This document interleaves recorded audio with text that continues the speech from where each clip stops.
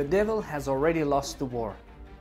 But there's still battles raging for souls today because the devil wants to hurt God as much as possible.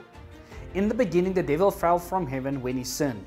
We read in Isaiah chapter 14 and Ezekiel 28 talking about the devil when he came to this earth because he sinned in heaven. And the Bible even says, "How art thou fallen, O Lucifer?" And I've done a video about that called The Fall of Lucifer. You can find a link in the description below.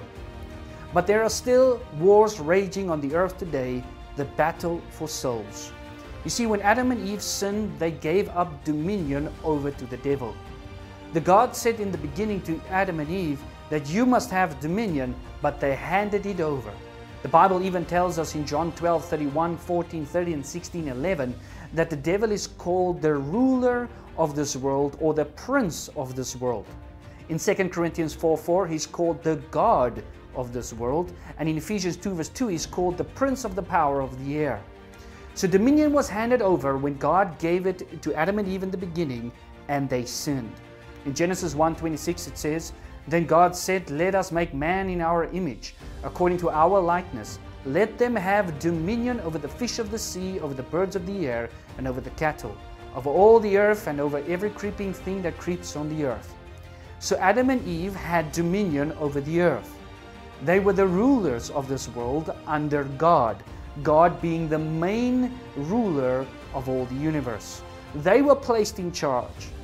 But then when they sinned, they handed dominion over to the ruler of this world.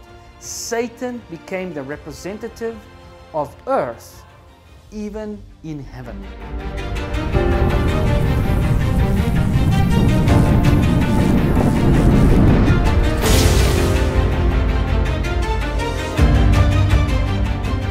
If you've not subscribed yet to our channel, do so now by clicking on the subscribe button, on the bell, and then on all to make sure you receive the notifications when we upload new videos.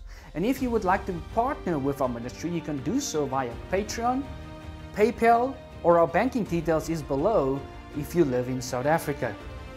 Matthew 4 verse 9 tells us, "And he said to him, all these things I will give you if you will fall down and worship me." Here Satan claims ownership over the earth, and that he would give it to Jesus if Jesus would fall down and worship him. In the Gospel of Luke we read the same story in verse 6 of chapter 4. "And the devil said to him, all this authority I will give you, and their glory, for this has been delivered to me, and I give it to whomever I wish." So here the devil says, it has been delivered to me, all authority. The devil had dominion over this earth until Christ died upon the cross. The devil even had limited access to heaven before the cross. How do we know this? In Job chapter 1 verse 6 and 7 we read, "Now there was a day when the sons of God came to present themselves before the Lord, and Satan also came among them. And the Lord said to Satan, From where do you come? So Satan answered the Lord and said, From going to and fro on the earth, and from walking back and forth on the earth." So here is a heavenly council meeting, and the devil comes into this meeting, and God asked him, "Where do you come from?" And he says, "I come from the earth," meaning he's earth's representative in this heavenly council meeting, telling me that the devil still had limited access. He still had access even to the angels, because the angels needed to see the true colors of the devil, and it's at the cross where they saw the true colors of the devil by nailing the Son of God to the cross. Revelation chapter 12 explains this more. In Revelation 12 you have this woman, and she is pregnant with a male child, Jesus. When Jesus is then born, the dragon tries to kill Jesus, but Jesus then caught up to God and to his throne. That's the ascension of Jesus to heaven. And we read in verse 5, "She bore a male child who was to rule all nations with a rod of iron, and the child was caught up to God and his throne." So Jesus now ascends to heaven. Then there's war in heaven, Revelation 12 verse 7 to 9. "And war broke out in heaven. Michael and his angels fought with the dragon, and the dragon and his angels fought. But they did not prevail, nor was a place found for them in heaven any longer. So the great dragon was cast out, that serpent of old, called the devil and Satan, who deceives the whole world. He was cast to the earth, and his angels were cast out with him. So after Jesus ascended to heaven, this war took place. I don't believe this was a physical war of weapons, but rather a war of authority. The devil still had limited access to heaven. Now he was finally cast out with all the angels that followed him.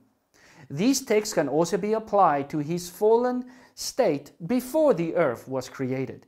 But then he still had access to heaven.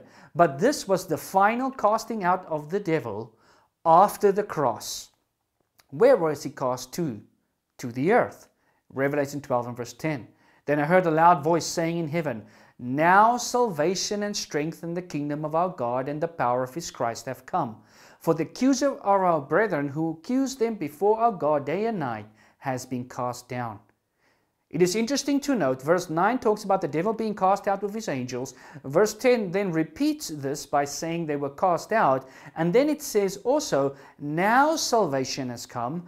Now the strength and the kingdom of his God and the power of Christ. When did this happen? This was after the cross.